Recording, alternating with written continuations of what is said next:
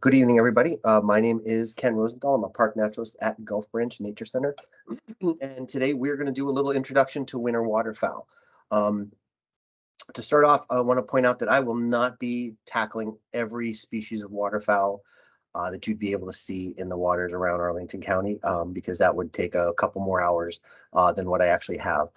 This is meant to be an introduction, so we're going to talk about things to look for in identifying, give you a few pieces of advice on where to go find them, and what you can use to identify the birds that you're seeing.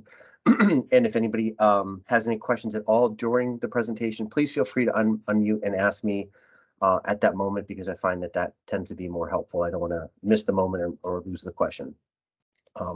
So with that, again, just a reminder, I am recording this, so this will all be on YouTube at some point. So I just want to give you that reminder if you decide to use your camera or your microphone. I'm going to go ahead and share my screen, and we're going to get started.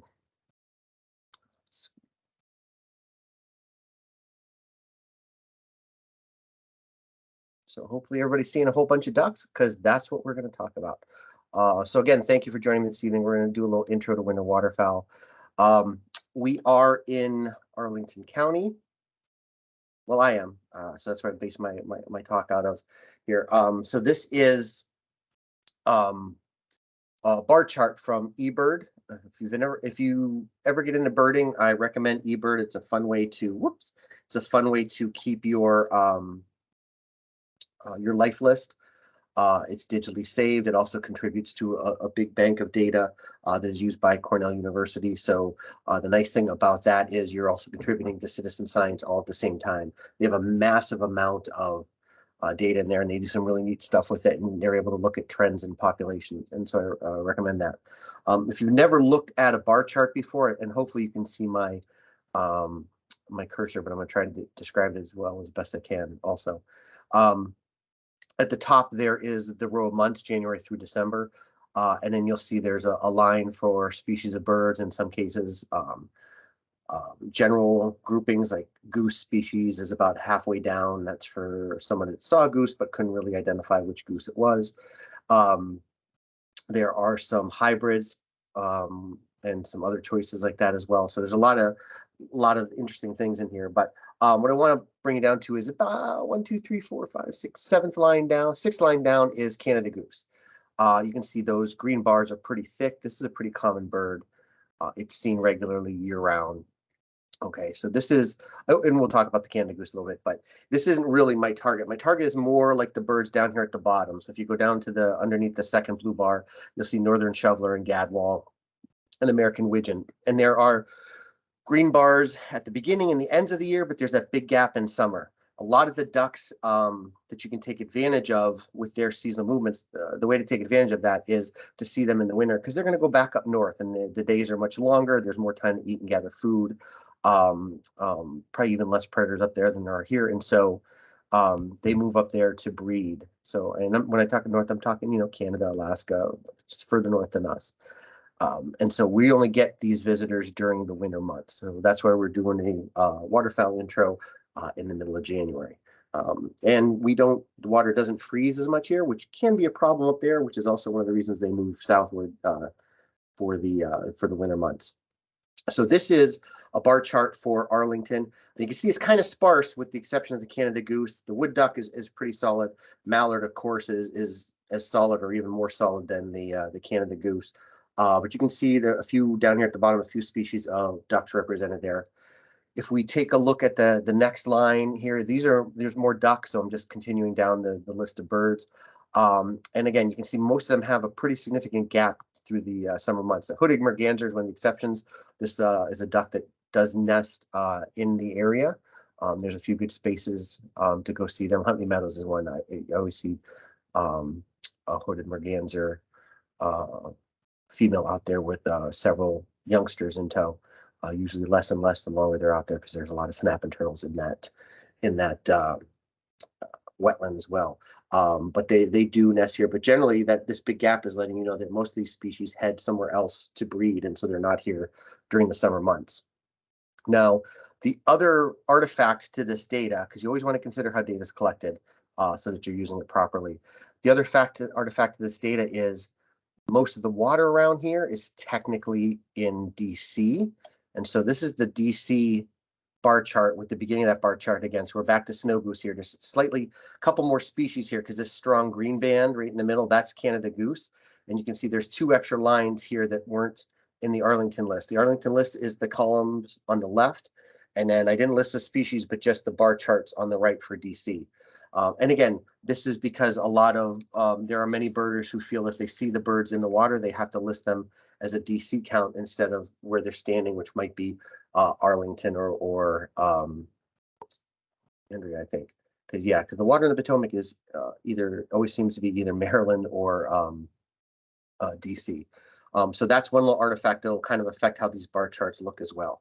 And I just threw this map. You can see there's a dotted line. It's going right down the shoreline of the Potomac River, cuts between Teddy Roosevelt and Arlington, and actually includes Lyndon B. Johnson, the Grove here as well, and then circles around.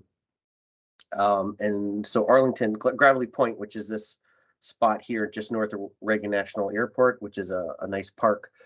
A lot of people go there to play soccer, to ride their bikes, to jog, to have a little picnic. They go out there and they watch the planes coming in and out of Reagan. It's also a great place. You'll find a lot of birders out there checking out the water. In the years when we get a snowy owl hanging out at the airport, there's always somebody there with a scope looking for or just staring at the owl for a lot of time, apparently. So what you can see, I will be talking about birds you can see in the Potomac, even though, like I said, technically that water is DC. But you can view that from Arlington. And then the north of Reagan and just inside of the GW Parkway is Roach's Run. This is a good spot for birds as well. And then right above the 395 symbol, there's another body of water here. I actually don't know the name of that. I've never actually checked that out. I'm not sure how to access it, except maybe from this park here. I've never done that much. I have seen some good ducks from Teddy Roosevelt. Oftentimes at the southern tip, you'll see big accumulations of Canada geese. And you never know what kind of mysteries you'll find in one of their flocks. So it's important to start with the proper terminology. So if you can all take a moment to memorize the parts of the bird, that would be great. I'm just kidding. Even though I'm going to show you a real diagram of parts of a duck, this is from the Sibley Guide to Birds, which is a great field guide for birds in North America. I doubt I'm going to use any of these except accidentally, like maybe neck or side. It could possibly be argued I'm not a great birder because I don't know all these, but I haven't had to. It certainly can make things a little easier when you're reading a field guide, but I don't tend to get too locked into this. And again, this is introductory. I don't want to bog people down with terminology. So let's talk about some things you can pay attention to as far as when you see waterfowl, when you see a bird on the water, near the water. I think most of us just kind of have an idea of something's a duck, a goose, or swan. They're one of those aquatic birds. That's kind of easy to spot. One thing that's really important is to gauge its size. Was it really big? Was it really small? How is it in relation to other birds? Was there more than one type of bird out there? And so, which birds were bigger and smaller? So the size of the bird can be really, really important for identification. As I was telling kids, yesterday when I was showing them a feather that was really big, I said, big feathers are from big birds. You're not going to see this kind of feather on a hummingbird. And a hummingbird to turkey is obviously a ludicrous comparison, but size is important, and that can be really helpful if you're able to make those, distinctions. Color pattern, obviously, is really important. I think this is what most people tend to key on first. And color pattern can be really, really important. This is a mallard. I hope everybody recognizes and knows this one. This is one of our most common ducks. But what happens is often you'll see somebody like, yeah, it had a green head, so it was a mallard. It does have a green head, and this one is a mallard. This one's not a mallard, and this one's not a mallard. So the green heads can get you into the right direction, but it doesn't always mean that a green head is the end-all be-all for identification of that bird. Here's a green head with a yellow bill. Here's a green head with a dark black, really long bill and a bright yellow eye. Northern shoveler. Down here is wood duck, which I think is probably also pretty well recognized bird, but it's definitely a different green head. It's got a red eye. You can see the white circle or surrounding the cheek on the bottom side, and a little bit of white in the crest as well. And it's got a red bill.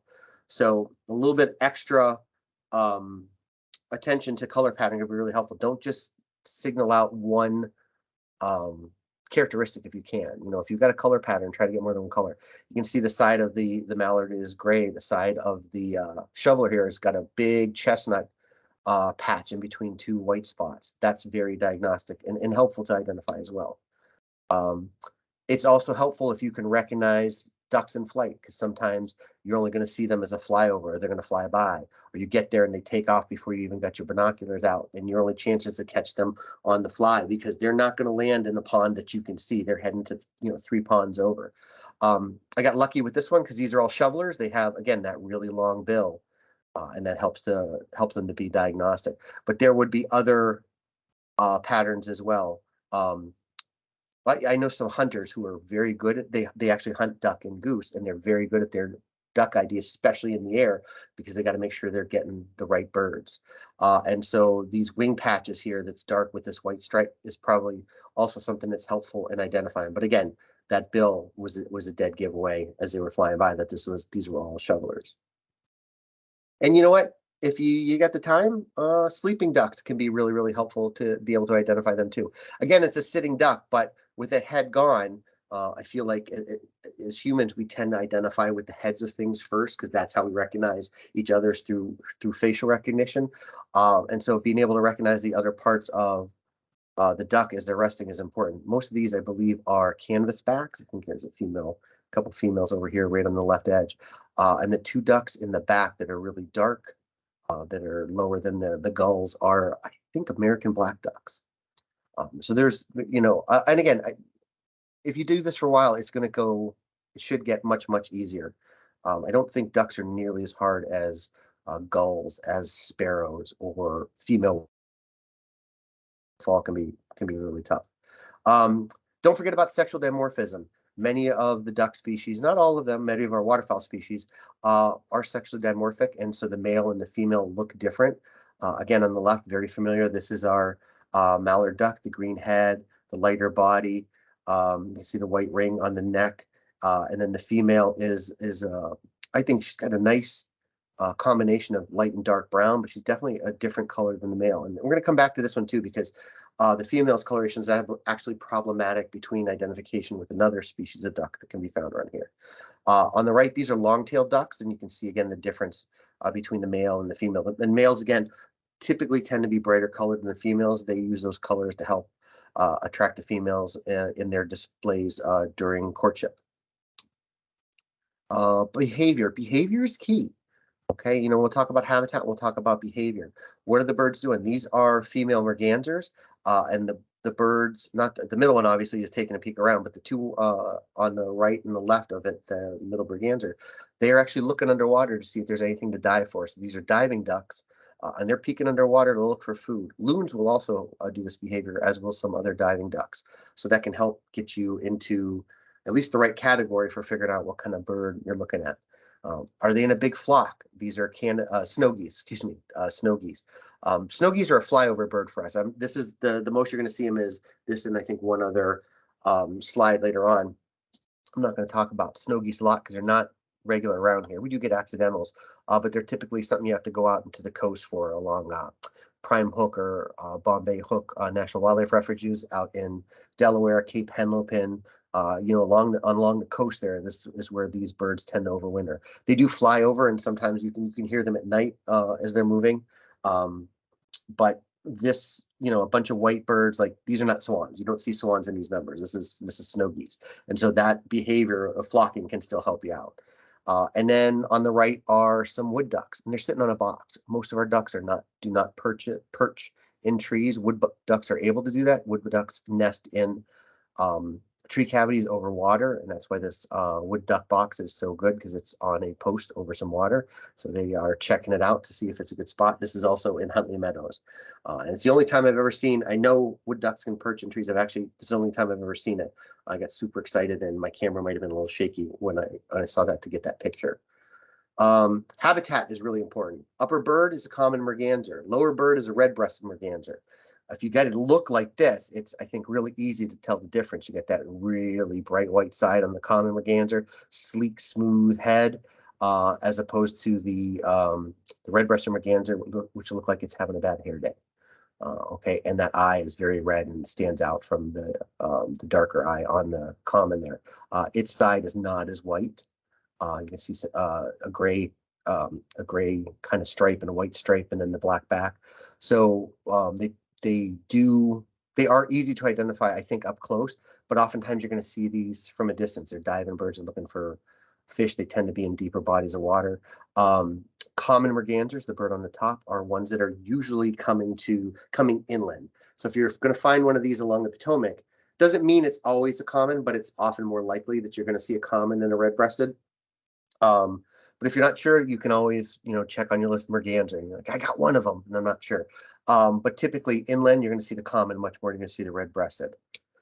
On the other hand, you might have birds like Canada geese who are at home in big marshes, in grassy marshes, in fields, in parks, in more parks next to buildings, on golf courses, on top of the resort that's part of the golf course. Canada geese aren't really combined or confined to any real habitat around here. They're a really common bird you find just about anywhere. Same with mallards, but a lot of these other ducks and waterfowl we'll talk about, you're kind of going to want to make sure you're aware of the habitat of the bird you're looking for and aware of the habitat you're in when you're making that identification. Calls. I'm not going to do a lot on calls for this one. You can definitely get calls off of apps and off online to hear the different calls. I've never found it particularly useful. Doesn't mean it can't be for you. It's not something I'm going to get into too much. I am aware of people that can hear the difference between Canada geese on the left and snow geese on the right. And at night, if they hear a flock flying overhead, they're able to actually tell the difference between the flock, between the species, and know which flock is flying overhead, which I think is fantastic because I'm not able to do that. My mother's able to do that. She lives further up north and gets both types of species flocking over where they live pretty regularly in the fall and the spring. Field marks. Once you've got your bird, and you see it, try to absorb as much as you can, because a lot of times they don't stick around very much. On the water, the first thing this bird's going to do is it's going to see you, it's going to paddle away. So if you got a side view, take in as much of it as you can quickly, because pretty soon you're just going to get a rear end view, or they'll dive. A lot of the birds we'll talk about, some of them can dive as well, and that makes it obviously much more difficult to identify them. They have to come back up, but they usually come back up further away.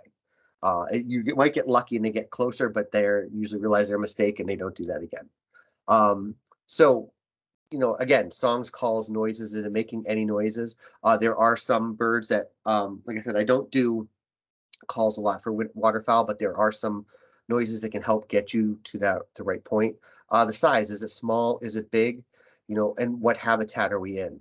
The color, here's, the black head, but you get the white patch here, but it's important to remember the black is bordering the white on that side, and that's going to help you make an identification between this and another bird we'll see later. Tail color, band, shape, long or short, that doesn't come into play as much because unless you're seeing them flying, but that can still be helpful. Is the tail on the water or is the tail up above the water? Is it long? Is it short? Those can be really, really important. The bill shape and color, believe it or not, that can actually get you somewhere. Even eye color can get you somewhere with some of these species as well. What are the behaviors? What is it doing? Is it diving? Is it doing a courtship behavior that's distinctive? All these things can help. The leg color, if you can see it, if the bird's standing up out of water, can you see the leg color? Can you see the shape of the feet or the toes? What is its position in the water? Some of these waterfowl will sit really flat and seem very long and flat on the water, and others will seem more round and upright. Some have longer, taller necks. Some have much shorter necks. Longer bills, shorter bills. How are they sitting in the water can be really helpful for identification as well. And don't get caught up in names. I always talk about this with the red-tailed hawk. Not all red-tailed hawks have a red tail because some of them haven't matured yet, but they have a belly band across their belly of darker feathers that can be really, really diagnostic. This is a ring-necked duck. You're not going to see that ring. You don't see that ring because the other one I always talk about with names is don't get caught up with is the red-bellied woodpecker. Because a red-bellied woodpecker has a little red spot in the middle of its belly. you're never going to see unless you were an old-time naturalist from the 17 or 1800s, and the first thing you did was shot the bird and then laid it on a pan, and that's how you identified it. And that's how the red-bellied woodpecker got its name, and that's how the ring-necked duck got its name. There are some maroon feathers around the neck. I've never seen them. I've seen them in books. I've seen pictures of them up close where you can see it, but I've never seen that maroon band out in the field. It's just, it's really hard unless you got really lucky and got really close to the bird. It's always funny because I think ring-necked duck, and it's got rings, a ring on its bill. It's got a white outline on its bill that can be really, really helpful in IDing it from other ducks that are out there. But don't get caught up sometimes in the names. And depending on the age of the birders you're out there with, and I'm not saying this to be mean in any way to people that have been birding for longer than me, but some birds change their names, and sometimes people get stuck or don't feel like changing for names. This used to be called the old squaw, and now it is called the long-tailed duck. And if you're thinking that's nice and it sounds very polite, it certainly was, although I believe that the real reason behind it was actually to make it more, make the species, the common name of the species more in line with what is called in other places, which is long-tailed duck. And obviously you can see that tail on the male. It's definitely earned that name. And number 8, there will be variations. You're going to see things that are different. On the left is a mallard that probably is a hybrid with, this is probably a mallard domestic duck hybrid. This is one I took pictures of in Spokane, Washington. I thought was really neat. The 2 ducks in the middle are also mallard domestic hybrid. These were 2 ducks hanging out in the water next to National Harbor. So this is a much more local example. And keep an eye out in big flocks. These are all snow geese, but you can see right in the center of the picture here, I cropped it, is a dark morph of the snow geese. There's nothing wrong with this bird. It's not a different species. It's simply dark morph. So looking in a big group of birds can help you find some cool stuff. And again, rarities are possible. Birds get blown off course. Birds end up in different places. This is a black-bellied whistling duck. If you saw my picture before we started, it was a picture of a bunch of ducks on a branch in a tree over a river, and that was in Costa Rica, and that's this species here. There's several of, they're able to perch in trees as well. This is a bird that's typically going to go down into the Gulf Coast, like into Texas, to find this bird. But this picture is taken in Delaware. And it also may have been nervous, and it may have been low light conditions, but there are rarities that are possible even around here. So every bird, again, this is that picture earlier. If you're paying attention, if you're sharp-eyed, if you take a second to go through that flock, you may see different things. There's a couple of, whoops, I guess I got to hit this for every arrow. There's a couple of dark morph snow geese in this picture. There might also be other species like a Ross's goose, which looks very similar to snow geese, but a much smaller, more pinker bill. And that takes a little bit of time. But if you can at least get the name of that flock, you got snow geese, that's certainly helpful. And everybody say goodbye to the snow geese. This is the last time I'll show the snow geese. We're going to move on to some more local examples here.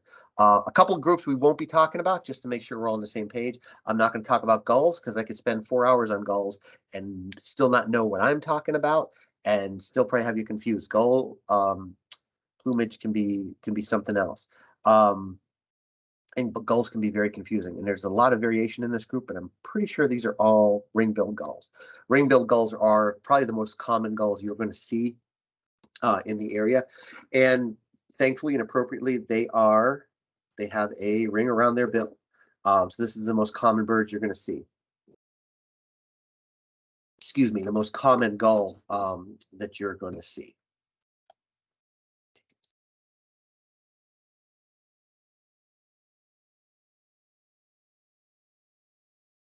On the right is the herring gull, also one of our more common gulls. They are larger than the ring-billed gulls, and they don't have a ring on their bill, but you will sometimes see this red spot here, which if I remember correctly, this is where the youngster pecks on the adult's beak to essentially triggers a gag reflex, and the adult reacts by regurgitating the food that's collected so that the youngster can have a meal. I'm glad we do not have one of those. And again, here is what the 2-page spread of the herring gull looks like in the Sibley's Bird Guide. That is a lot of identification for first winter, first summer, juvenile, second winter, third winter, adult non-breeding, and adult breeding. There's a lot of new ones going on there. And so I don't spend a lot of time on gulls. Gulls are neat and interesting, and I've got a few that I can get fairly well, but it's not. I want to take a class on gulls, and if you really get into gulls, which they can be really neat, I recommend taking a class from someone who knows a lot more than I do about it, because gulls can be pretty tough. We won't be talking about loons. Loons do pass through. This is the beautiful color of a loon in its breeding plumage. Gorgeous bird. Absolutely love loons. They're one of my favorites. That's not what you're going to see around here. Not that there's anything wrong with its winter plumage, but we just don't get that really beautiful breeding plumage here when they're passing through on their migration. So this is a common loon on the left, and this is what they look like in the winter, and this is what you'll be seeing around here. Another bird that you can get a lot easier on the coast, but you can occasionally find them around here in the Potomac. You know, you don't have to go very far if you want to go in the bay. I'm sure you can get them there, as well as red-throated loons. Another one that's a really beautiful bird. I've never seen that in its breeding plumage because, again, they're in their winter plumage when we see them coming through in the winter. And I won't be talking about any herons or any other wading birds. Great blue herons are definitely here year-round. They're a pretty easy spot. I think that they tend to be a very recognizable bird for most people. On the right is black-crowned night herons, which we do have here as well. And the bar chart showed them here a little bit throughout the winter, that people do report them on occasion, but I don't think they're a very common winter bird. So let's start easy. I'm going to break it in slow for you here. I know it took an entire half hour almost to get you to some looking at some actual ducks. But we're going to start a little bit easy with the duck with the water, the Canada goose. Not really, a favorite of a lot of people because they are prodigious poopers. You know, they eat plants. Plants go through quick. Animals that eat plants produce a lot of droppings. These geese probably were a lot more hard to spot a century or so ago, but we have really changed our habitat, our urban areas, to really benefit them. They like grass. There's lots of grassy areas. You don't see these geese migrating around here because there's food all winter, and they don't have to go anywhere. And the water isn't freezing, and we don't get a lot of snow that covers the grass. When I lived further north, you had a lot more movement of geese. We'd still see some in the winter. We had a lot more movement of geese during the winter season because there was a lot more snow cover, there's a lot more water freezing. That changed a little bit. It's a pretty easy identification. It's a large brown bird. It's got that black neck with that white cheek patch that comes up from underneath the head and comes up almost to where the ear might be, and around. It's I think a really fairly easily identifiable bird. And I think most people are pretty familiar with this. I don't want you to forget one of our rules, though: bird every bird. If you see, just like with the snow geese, if you see a flock of Canada geese, there might be some treasures hiding in them as well. And so if you've ever went out with somebody who's birded, who's a more experienced birder, assuming that you're not, I don't know everybody's skill level, sometimes you'll see them take a little bit of extra time in a really large group of Canada geese, just kind of going through with their bins or scope just to see if there's anything interesting in there. One thing to look for is cackling goose. This is something that gets reported, I think, just about every winter in the area, sometimes more than one. This is a smaller, almost like a miniature version of the Canada goose. You can see the bill is much shorter, even though this goose, unless it's out of focus, you can see that in relation to the head, that bill is much shorter. And it just seems smaller. It's got a shorter neck, and it's a smaller Canada goose. It looks like somebody put it in the copier and reduced it by like 80-75%. That's how I always think of it. I've seen a couple of cackling goose. I've never made the call on my own. I think if I got this good a look at one, I would probably take more of a chance on that. But it's smaller. And I've been out with some really enthusiastic birders, and been guilty of myself more than once where I'm like, is that a cackling goose? No, it's a small Canada goose. So this is a tough one to make a call on. And so you want to make sure that you've really taken a good look at it before you make that call. These tend to show up on the bird alerts every winter, and people go out and check out and look for them because it is a good and fun bird to see.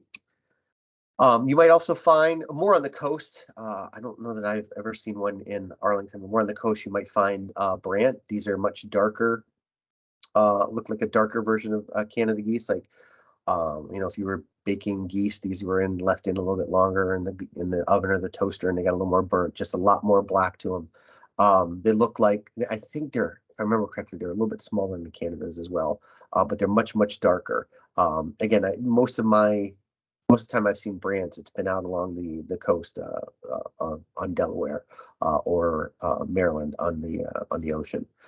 Greater white-fronted goose, bottom right. This is another one that gets reported really often. They're fairly common in Texas. They migrate through the central U.S. And so some of them get blown off course, and we see them here in our area and out along the coast occasionally. And they tend to glom on to Canada geese flocks and hang out with them. And sometimes you'll be able to pull out a barnacle goose, which definitely looks different. You can see it's got a lot more white and black contouring. The back is black instead of brown, you know, black and white contouring. You see the white doesn't just go up along the cheek, but it goes to the bill, and it goes wraps around the eyes and across the forehead. There was a barnacle goose. Whoops, didn't mean to hit that. There's a barnacle goose in the Anacostia. I don't know if it was last winter or the winter before. I actually got out and got to see it, but I remember going to like 7 places before I was able to spot it in my scope. But it was pretty exciting because nobody else was around. I found it on one myself, which is always fun and exciting.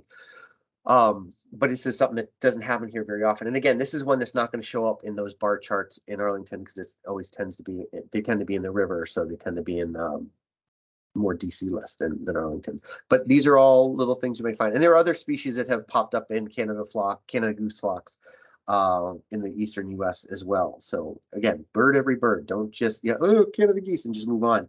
Take a second and look through that flock. You might find a little treasure, a little something different and unexpected in there. Large white birds, swans. We have 3 types of swans that you can see in our region and possibly in Arlington. I think 2 are more likely, and one, and you know, there are different levels of probability to see those. Mute swan is probably the one that people have seen the most. Mute swans are actually non-native, and they're even considered invasive. You can see the head is dirty because they root around in the sediment, and they can make quite a mess. If you're familiar with the problem with feral hogs and other areas where they root up the soil and just tear it up, mute swans do something almost similar to the sediments in these native waters, and so they're considered by many, I think, invasive, which is kind of a bummer. It's a beautiful bird, but they are not originally from around here. They're a pretty easy ID from the native swans. They get that bright orange bill. They get the knob at the base of the, at the top of the bill, go into their forehead, and they have a very sharp, pointy tail on the back. I think the mute swans are pretty easy. I've seen this one of these in the Potomac before, right off of the trails that lead from Gulf Branch over to National Park Service land and along the Potomac Heritage Trail. Tundra swans are probably ones that are they're native. They're the ones that are definitely more common. You're more likely to see around here. Typically, when I go looking for tundra swans, I don't typically look for them around here. I head down to Mason Neck. The National Wildlife Refuge has a couple of different trails that lead out to look over the marsh and the bay, and that's where that's a pretty good spot to regularly see tundra swans. My daughter and I actually went there this past Sunday and saw like 8 very far away. They were not close. It was not a great look, but we got to see them. If you walk out there, oh, I didn't put the species on there. Apologies, everybody. I didn't finish these 2 text boxes. If you walk out there to see them, if there's a really big group, because I've had this happen before, it'll sound like there's almost like a tea party going on out in the marsh, and you'll hear hoot, hoot, hoot, a lot of hooting long before you get to the overlook to look out over the water. I think the first time I went down, I had that experience, and there was 80 or 100 out there. There's a lot of them, and they were making quite the racket. And again, you can find these out along the coast as well. I like to go winter birding out along the coast, so you can get some other rarities and you get a lot more duck diversity around here. Kind of around here, there's not really big expanses to look. So if you get out to some of our spots to see in the Potomac, you might not see something right away, and you might have to go to a couple spots. Although there are a couple of good places like Dyke Marsh where you can get several. You can take that walk and get several looks into the river. Trumpeter swans, I believe, are much more Western species. This pair is a pair I photographed at Sky Meadows State Park the Thanksgiving weekend. I think they pretty rarely hung out at the one pond.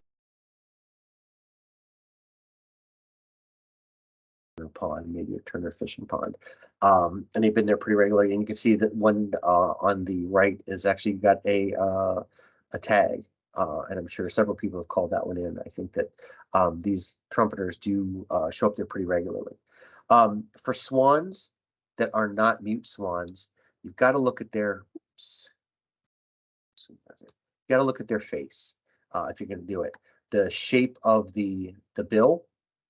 You can see a rounded border at the forehead for the tundra versus a pointed border for the trumpeter. And there's also a straighter edge here along the edge. I feel like you just got a bit of a longer bill on the trumpeter. Trumpeter swan is best distinguished from tundra by its longer bill with straighter base. And that's really, really tough. And a lot of times it really is about playing the odds. Around here, mostly what you're going to see is tundras. Trumpeters are possible, but they're not as likely. If you're out west, then it might be a different game as to how you're playing the percentages on these birds. But if it doesn't have an orange bill and it's not a mute swan, around here, probably the percentage-wise, you're much more likely to be looking at tundra swans than trumpeter swans. And again, these are the only ones I've ever seen. The ones on the right at Sky Meadows. That's the only place I've ever seen trumpeters here in Virginia. I'm sure there's other places, but that's the only place that I've actually made the effort to go out and find them. So these are your swans. Again, very beautiful, always fun to see. They're probably the largest waterfowl we're going to be talking about. They're bigger than, as big or bigger than Canada geese in my estimations. They're definitely, pretty large birds. So we're going to get a little smaller at this point. In fact, we're going to get small. We're going to go to grebes. We're going to look at some grebes here. This little bundle of joy is a pied-billed grebe. These are always fun. They do dive. So that's one thing. That's one behavior that can help you. If you get a good enough look, it's a small bird. It's got a little snake head. I can't help but, as a kid, I was a Loch Ness Monster and Bigfoot fan. And I can't help but look at these little pied-billed grebes and see that one really famous Loch Ness Monster picture, which was so obviously faked and thoroughly debunked. It was a submarine with a toy dinosaur on it. But that outline from that photo, I just always think of that with this shaped curve here of the head, this S-shaped curve. That's what always makes me think of it. You can see the dark band on the bill. This is not as obvious, I think, when it's out of its breeding plumage, but you can see the dark chin here as well. But again, smaller bird. It's going to look smaller than a lot of the ducks out there. If you see this in spots like Roach's Run or from Gravelly Point, anywhere along the Potomac, I think that if you've seen this once in a book, you'll get there pretty quick to identify it. But that band on the bill is really helpful. And this is these are birds. I think the next two grebes I'm going to show you as well. These are all birds that are heading out of their. These are all birds that are heading out of their non-breeding plumage into their non-breeding plumage at some point between January and March. So you might see breeding and non-breeding plumage on individuals as well, depending on where they're at in that cycle. And that plumage change, I hope we're all on the same page, that plumage change happens as a result of molting and getting rid of old feathers and growing in new ones. So often a lot of these birds are doing a double molt because they're molting into their breeding plumage and they're molting into their non-breeding plumage. And we'll talk about that in a minute too, because there's an interesting variation on that as well.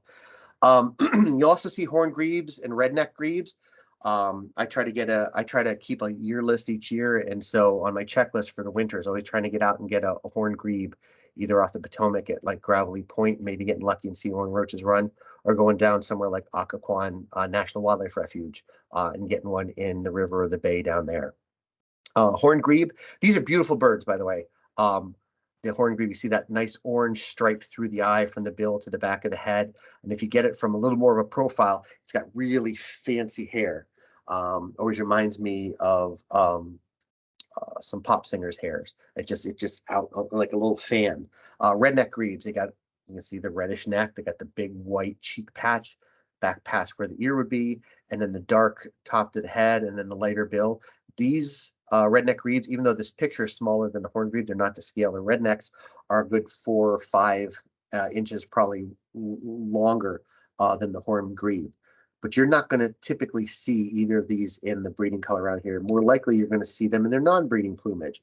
Bottom left is the horn grebe again. You see the red eye really stands out in this much drabber plumage, but the cheek and the back of the neck is all white, almost to all the way to, it almost wraps around the head, and that is a really good defining characteristic. We do occasionally get eared grebe, but they're pretty uncommon around here, and they would look very similar in non-breeding plumage. They would look very similar to the horn grebe, but with some slight variation in the cheek colors. But horn grebe is one that you can get around here in various places.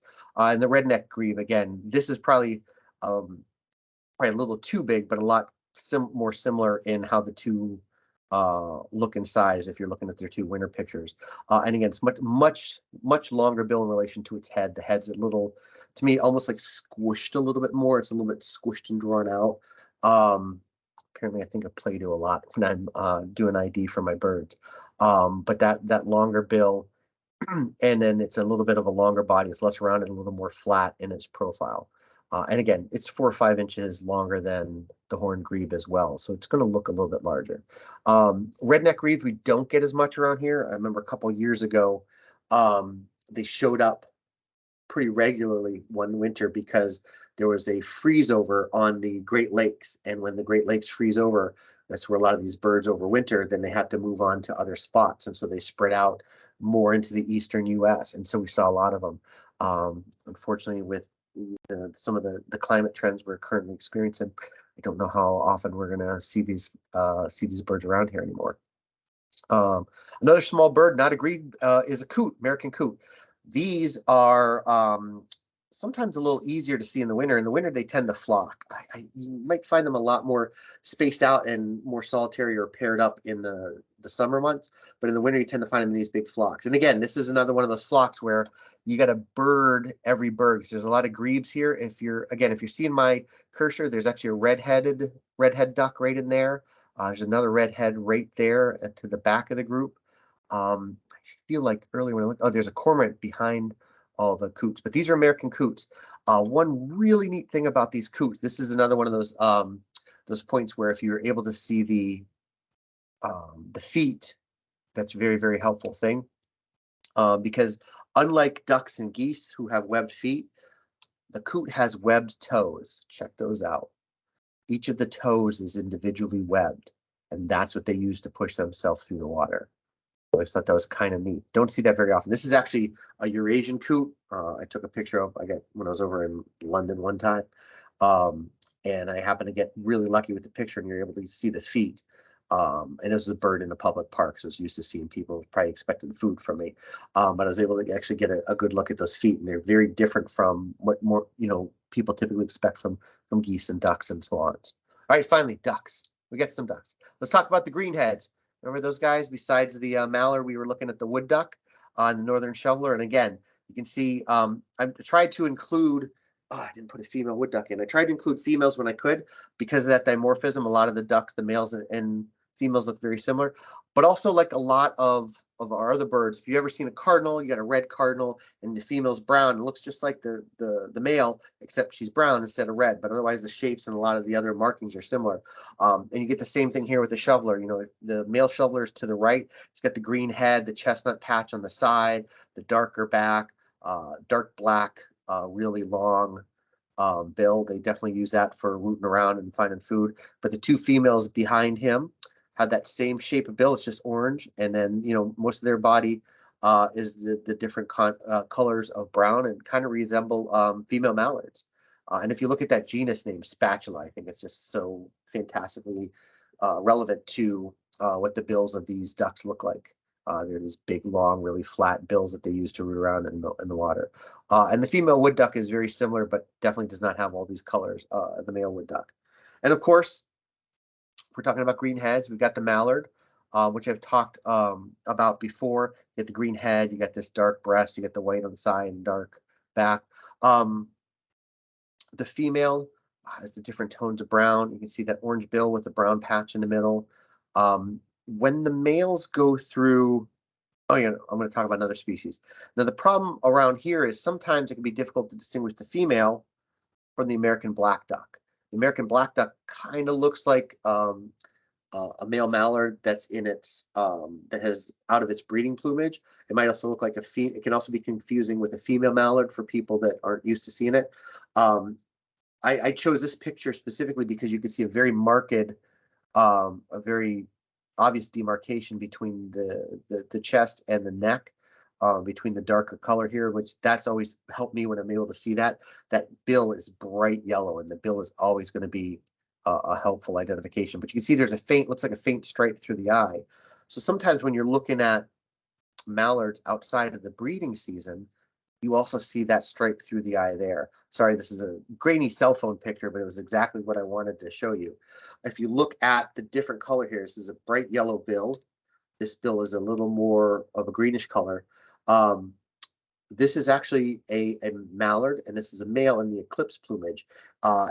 This is in late summer, early fall, where it can actually be really difficult to tell male mallards from female mallards from black ducks.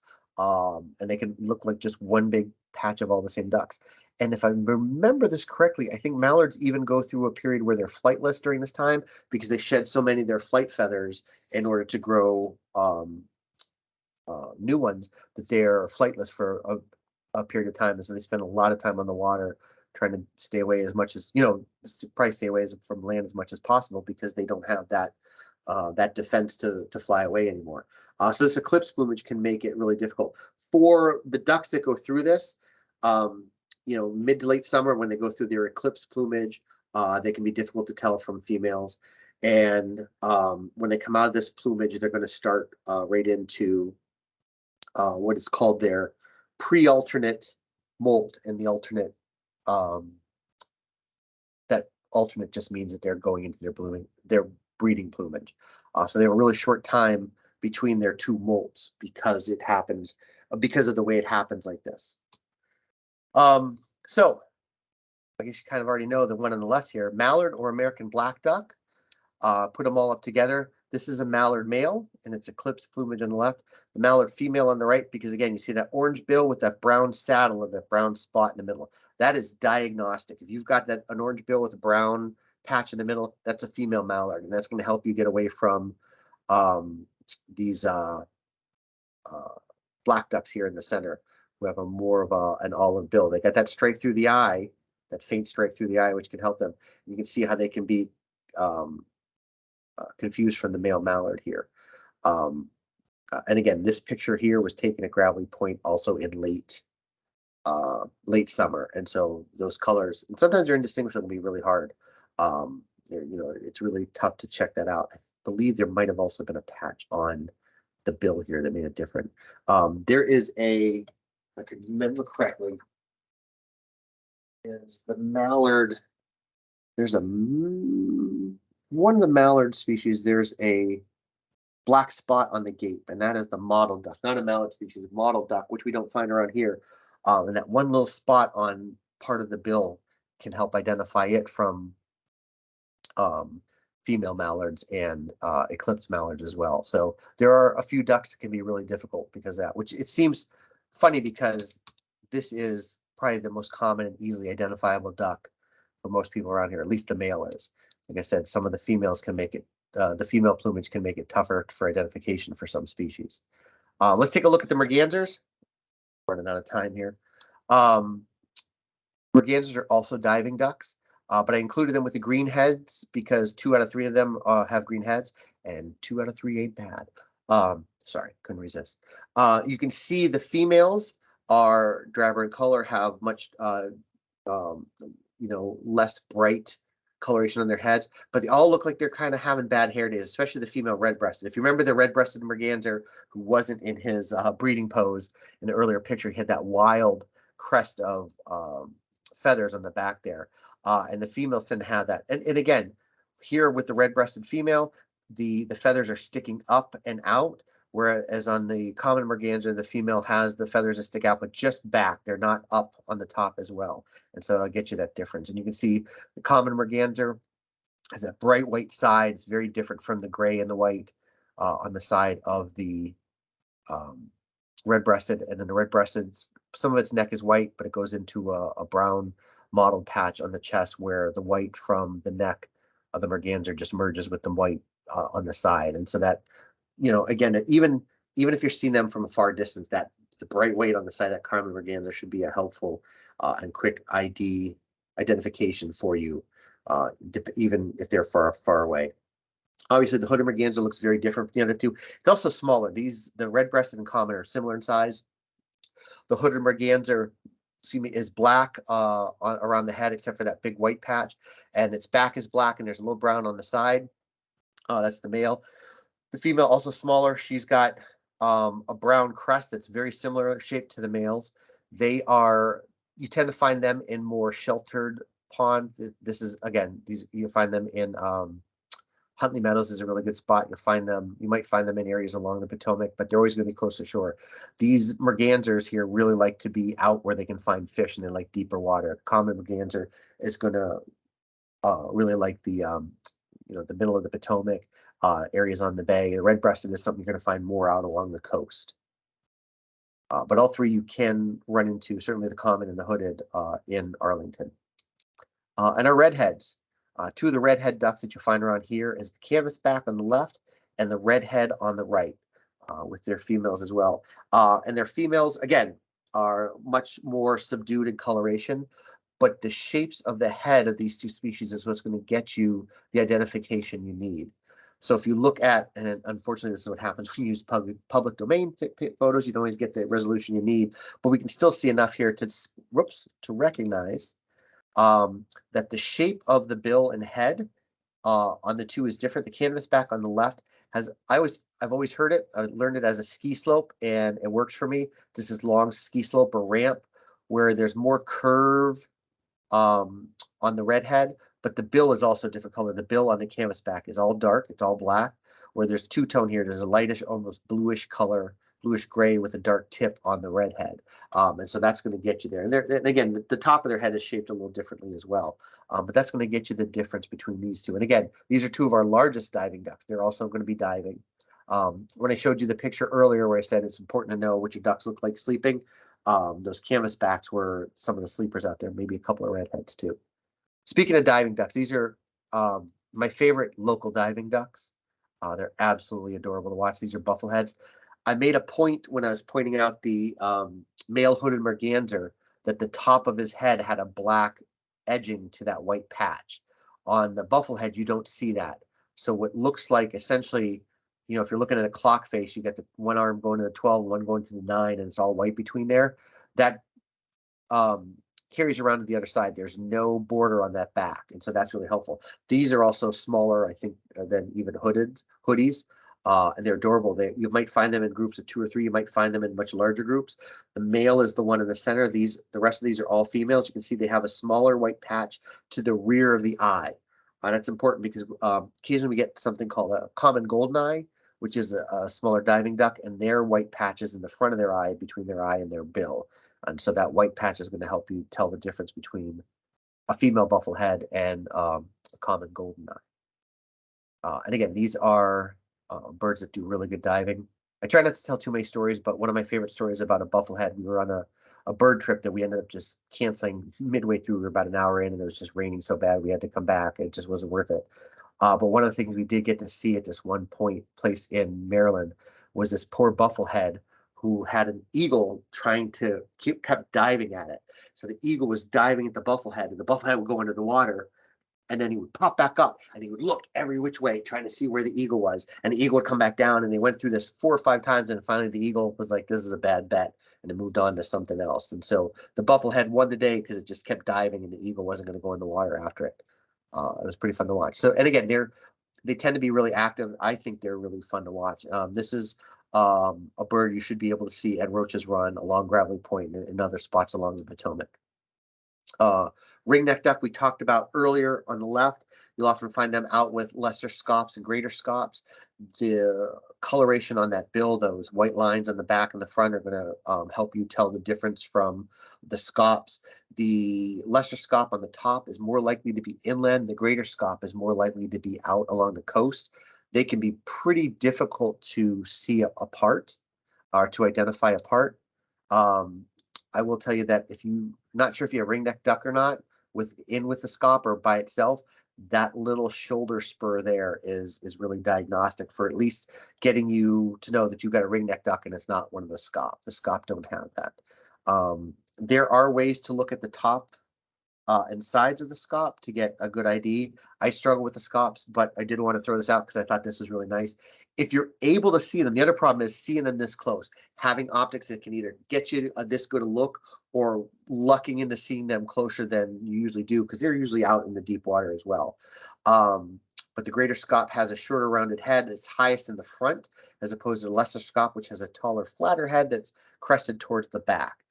You see more of a green sheen on the greater and a purple on the lesser.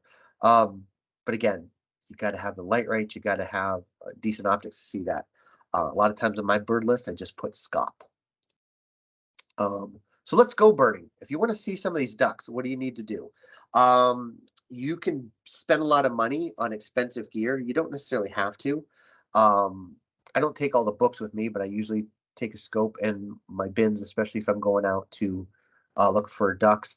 I have Sibley app on my phone now, so I don't use that. The Merlin app, especially if you're a beginning birder, is a fantastic and really good app to use. Again, if you're starting out, a pair of binoculars, a decent pair of binoculars, and a bird guide that's relative to the place you're going is really helpful. You don't need either of that. I always like to tell people, all you need is a bird feeder in your backyard, but you're not going to get ducks that way. So some of that gear is helpful. If you've got a spotting scope or a friend with a spotting scope, that's always really, really helpful.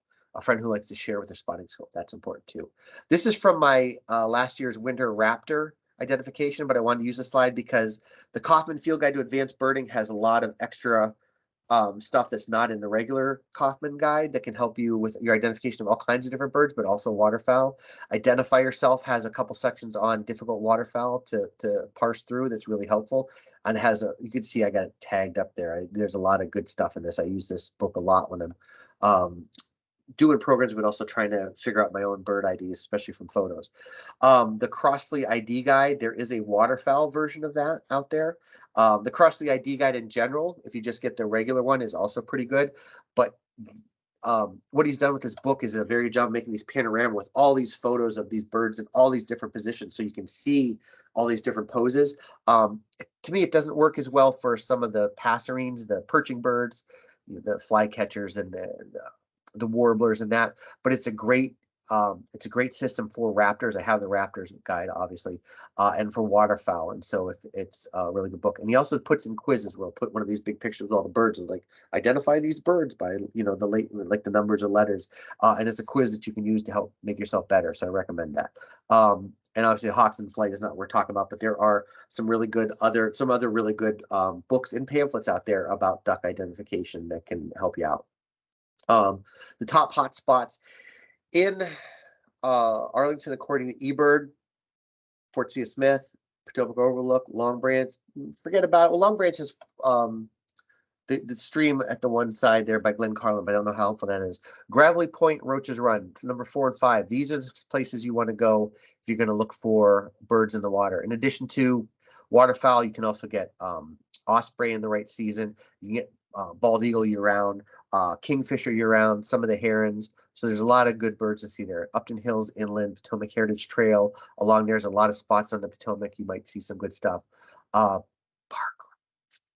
It has the stream, but I've never lucked into too much there. Same with Glencairn or Level Run. So number 7 and 4 and 5, those are the really good spots around here. If you want to get some other really good spots for waterfowl, Huntley Meadows in Alexandria, Occoquan National Wildlife Refuge down in Woodbridge is really good. I love walking along the streams there. And again, that Potomac Heritage Trail, a lot of spots there. Sometimes you get some good stuff up along Riverbend, up above Great Falls. I helped with a wildlife survey for a couple winters up there and get some really good birds out there as well. So there are some spots around here. You just got to go a little bit because you got to get out to some water. you know, our some of the inland ponds and waterways might have mallards, even some black ducks, and you know, wood ducks. But if you want to get some of the other birds that's talking about, some of the, especially some of the bigger birds, you got to get out along the Potomac. You got to get out into the along the Chesapeake or some of the other bays around here. And the good thing about that is you don't have to go very far to do that, and to get out and see some really neat stuff. Oh, I just mentioned this, but again, anywhere along the Potomac River. Number 4 is actually on the airport, but the spot just above it, on either side of the GW Parkway. On the east side of it is Gravelly Point. On the west side of it, there's Roach's Run. They're both some pretty good spots. I usually drive down to Roach's Run, check it out, and then I go down and turn around in the airport and come back up north and get off at Gravelly Point and do a twofer whenever I check those out. And again, 1 and 2, Gulf Branch and Potomac Overlook both have trails that lead out to the Potomac Heritage Trail where you can check it out as well. And it goes, you know, if you know the Potomac Heritage Trail, I believe you can take it from Teddy Roosevelt all the way up to Great Falls. There's all kinds of spots along the Potomac you can check out for birds. So thank you. I hope you can go out and find that best duck possible. I appreciate your time tonight. I have gone over by 2 whole minutes. So I'm going to get out of there and I'm going to get back to here and see if anybody has any questions for me. And check the chat just in case. Nope. Does anybody have any questions about it? I went fast. I did not include by a long shot all the birds that have been seen, all the waterfowl that have been seen in Arlington County, or that you can see in the river. You know, I tried to stick to some easier stuff. I went really fast. There's a lot I could say, but I want to give you a kind of an introduction on where to go, what to use, and what you could see.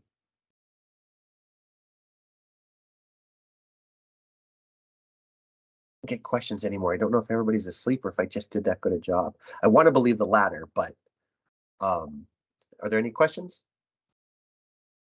One last call. Well, thank you, everybody. I appreciate you coming out tonight. I'm going to go ahead and sign off here in a minute. Thanks, Rod. I hope you all have a good evening, and thank you, Eileen. And again, I appreciate your time. Thank you very much. No problem. And you don't have to tell me, but if anybody did fall asleep, I will be posting a recording of this up on YouTube later, so you can check it out. All right. Thanks, everybody. Have a good night. Thank you. Appreciate the kind word. Bye. Have a good night.